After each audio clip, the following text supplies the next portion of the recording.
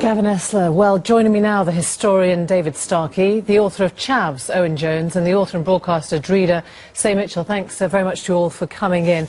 Do you think this has been a profound cultural shift this week, David Starkey? Not this week. And whether this week is a huge incident, I'm sorry, I'm a historian, will only know in the future. Only the outcome will determine. But I think what this week has shown is that profound changes have happened.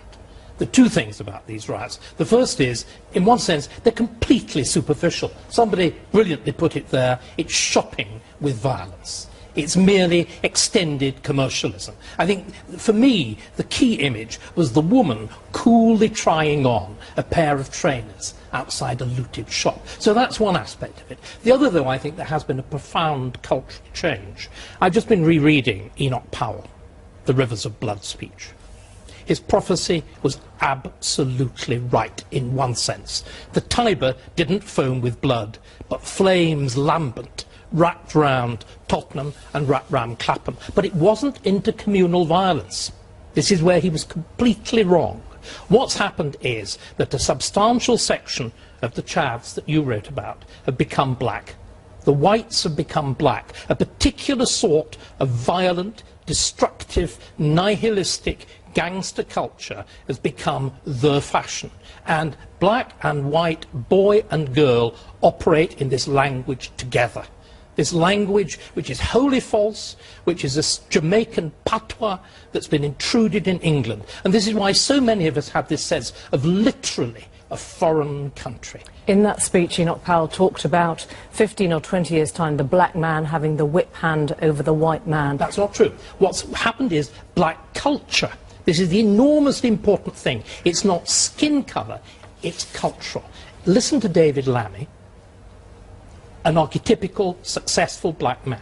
If you turned the screen off, so you were listening to him on radio, you'd think he was white.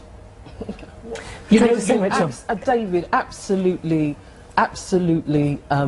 not at all, really. You know, of all the theories we've heard this week, this whole notion that this is down to the way that some young people may choose to speak, that people, I suppose, people, David, like myself, who may be talking a particular way, that's why we've got... Like them. You don't talk like them. Them. It's a them. This is the problem. It's a them and us culture. We can't keep thinking of this as a them and us argument. We keep talking about different communities. You keep talking, David, about black culture.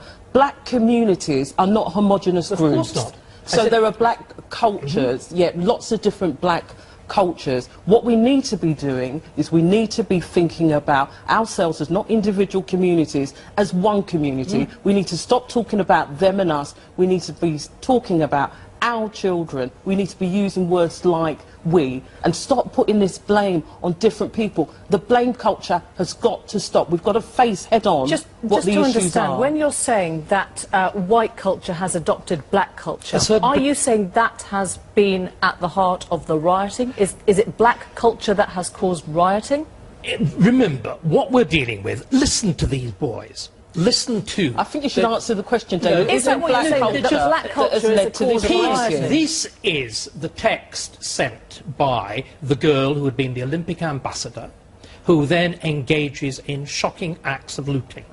Peeps shouldn't have killed that guy last night in it. Then they wouldn't get blown up. Girls going to steal, wheeze. But stealing Dewey, the shopkeeper ain't fucked their mugs.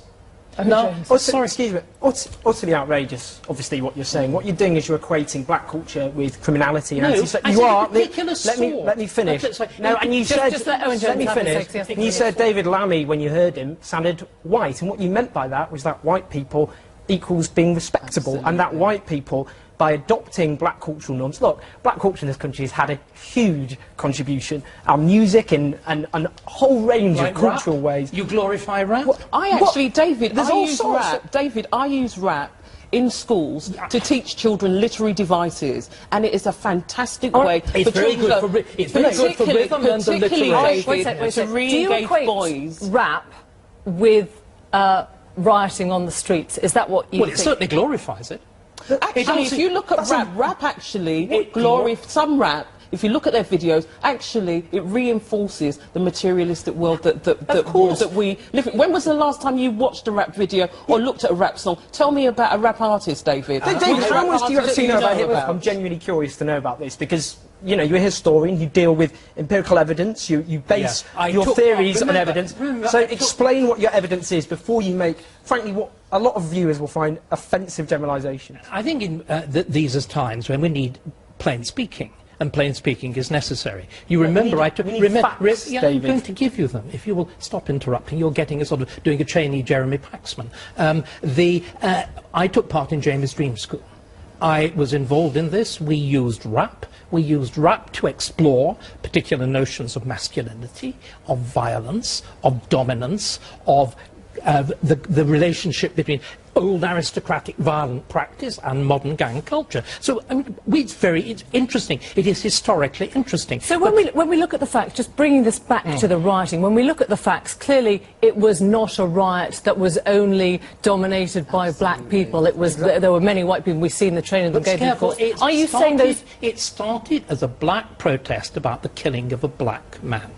And so, can we just have that fact absolutely a peaceful protest originally? Actually, a community protest. It very quickly ceased to be peaceful. And we've got to understand, in Tottenham in particular, okay, where, look, in this country, black people are 30 times more likely to be stopped and searched. In Tottenham, 1 in 2 people... Let me finish. 80% of gun crime is black. 1 in 2 people, 1 in 2 kids in Tottenham grow up in poverty. I know. And there's a sense of harassment by the police. And this is just the latest, let's not forget, in an example of a civilian killed in very dubious circumstances. And what the IPCC originally came up with, that they'd fired... It was utterly outrageous. Is it any wonder this on slightly, because David Cameron, interestingly enough, said this wasn't about race at all. He thinks it's about crime. No, he said crime, actually. Let's look at the damage to the social fabric in terms of what this says. You talked about shopping, you know, the sort of shopping violence. Shopping with violence, yeah. Do you think, Drida, that this is part of an acquisitive culture, that sort of endless consumerism? You know, it wasn't mindless rioting, it was rioting with a very clear commercial and actually we are the society, we've tricked ourselves up, because what have we emphasised to our children in terms of success? Success equals money. That's what we've been saying to our children for such a long time. Success equals money. So is it any wonder that the type of shops they were looting, it was all about materialism? And you know, if you think about it, we've had a recession. One of the issues of our recession is about the way that banks behave. We let our banks off, basically. I don't remember bankers.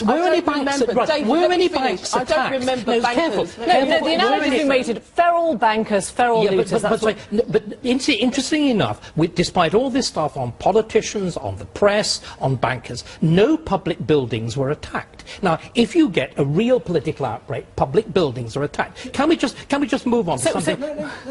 So that kind of protest is okay? No, it's not okay. I mean, I don't actually think that I don't think there is a human right to riot.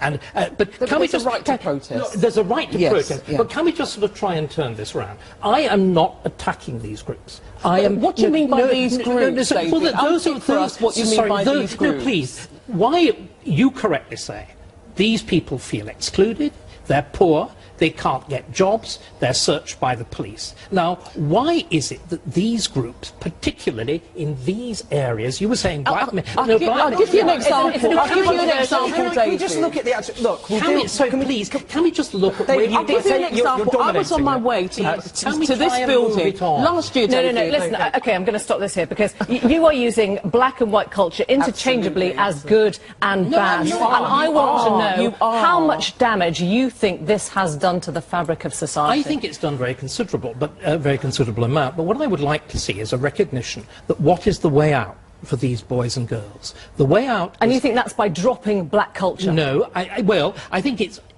a particular form. I think why is it so important to do so? Because this type of black male culture militates against education. This is nothing to do with that. Owen Jones, there will be people watching who think that black culture is synonymous with gang culture, at least. Absolutely, and that is something which we need to obviously fight against. Look, there's an angry backlash going on at the moment, and understandably so, People felt terrorised in their own communities. I felt that and my friends felt that. And there's a dangerous climate at the moment, I think, where to even begin to understand the underlying social and economic causes is seen as justifying mindless thuggery. And it's not to do that, but we have to accept there is a problem in this country in the sense that, for example, 1 in 5 young people are now out of work. If we're looking actually at black men in this country, young black men, it's half of all young black men. Now, if you just have a tiny proportion of people who feel they have no future, that they have no legitimate future ahead of them, just a tiny proportion take to the streets in the way that happened this week in the most tragic of ways, then that is enough to cause chaos on the streets. And unless we solve that, this will happen again and again. Thank you all very much indeed. We've run out of time, but thanks very much for coming in. Well, the scenes of wild rioting were played out around the world, and it's a fairly safe bet the world can now see Britain doesn't just do queuing. This time next year, London will once again become a global media focus for hopefully happier reasons as the 2012 Olympic Games kick off. But how much has our international image been tarnished? Despotic regimes may be laughing now at our own lack of order, but can we repair the damage in the long run? Here's Stephen Smith.